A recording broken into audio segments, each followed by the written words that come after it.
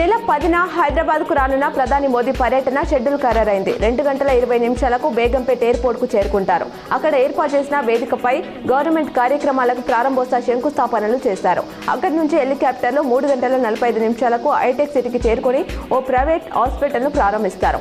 4:40 బేగంపేట్ ఎయిర్పోర్ట్కు చేరుకుంటారు. 5:30 నుంచి 6:30 వరకు పరేడ్ గ్రౌండ్లో బహిరంగ సభలో పాల్గొంటారు. టీఆర్ఎస్ పేరిట పార్టీ పెట్టిన కవిత ప్రశాంత్ కిషోర్ ను పొలిటికల్ అడ్వైజర్ గా నియమించుకున్నట్లు తెలుస్తోంది.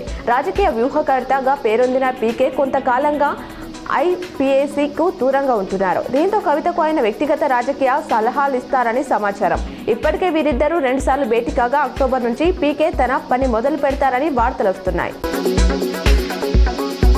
తిరుమలలో వేసవి సెలవులు రద్దు వేళ టీటీడీ కీలక నిర్ణయం తీసుకుంది. జూలై 15వ తేదీ వరకు ప్రజాప్రతినిధుల సిఫారసు లేఖలపై వీఐపీ బ్రేక్ దర్శనాలను రద్దు చేసింది. అలాగే అలిపిరి చెక్పోస్ట్ వద్ద ట్రాఫిక్ జామ్ తలెత్తకుండా రోడ్డు విస్తరించాలని నిర్ణయించింది.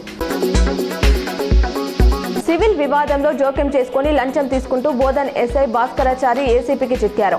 ఓ క్రిమినల్ కేసులో ఫిర్యాదుదారుని సోదరుడి కుమారుడి పేరు చేర్చకుండా ఉండేందుకు ₹7,000 లంచం తీసుకుంటుండగా రెడ్ హ్యాండెడ్ గా పట్టుకున్నట్టు ఏసీపీ అధికారి శేఖర్ గౌడ్ వెల్లడించారు.